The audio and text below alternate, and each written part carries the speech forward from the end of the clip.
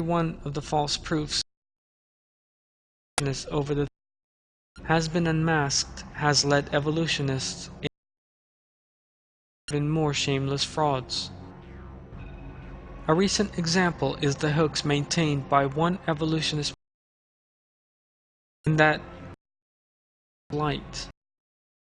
Fraud was announced in the 16th, 2004 edition of the German magazine Der Spiegel.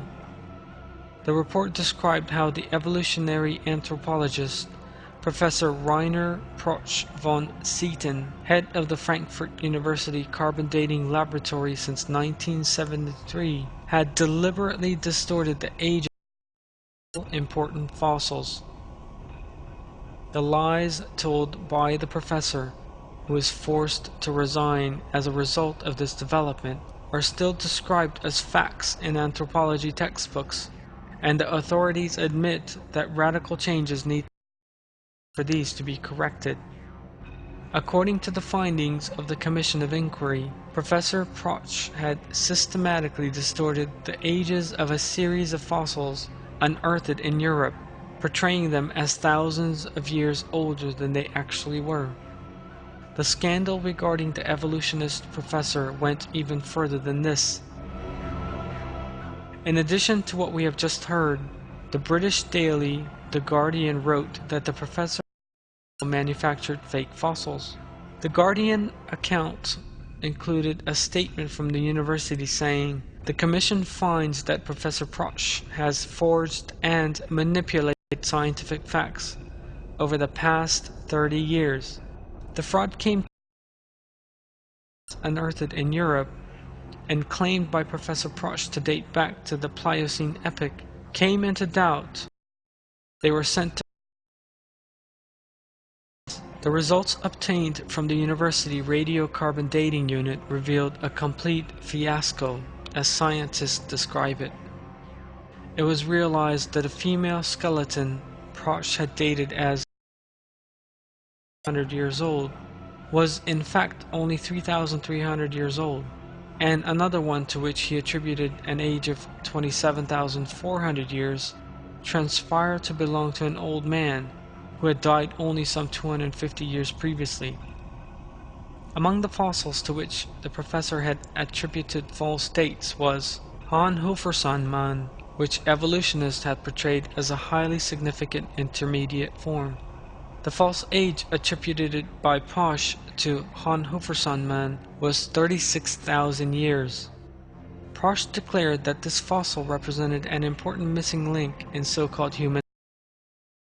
The fossil went on show in the Helms Museum in Hamburg. The walls of the museum were bedecked with posters depicting Fraunhofer's man as an ape man in a completely fantastical manner. Tens of thousands of visitors flocked to the museum. However, the fossil was actually proof of evolutionist fraud rather than showing the validity of the theory of evolution. An enormous deception was being perpetrated.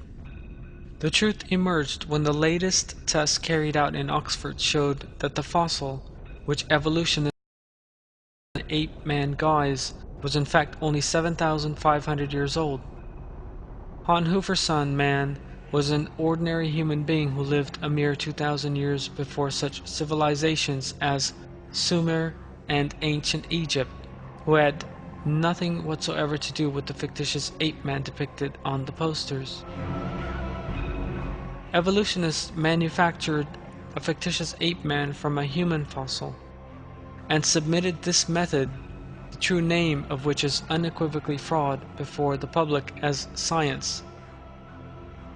Since evolutionists are devoid of any grounds apart from false and misleading evidence, they resort to all kinds of indoctrination, propaganda, and sleight of hand in order to keep their theory alive.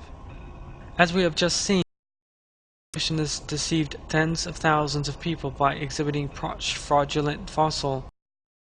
As evidence of evolution is one of the techniques in question. Sadly, evolutionists are attempting to impose the lie of evolution on public as if it were a scientific reality. Exhibitions of evolution held in many parts of the world are concrete examples of evolutionist propaganda, encouraging people to believe in an unscientific reasons by displaying false evidence of evolution. It is high time that the proponents of evolution realized that people are much more aware of such propaganda, particularly targets children and young people, by mustering support from one section of the press than was the case in the past. This will no longer have the impact it once did.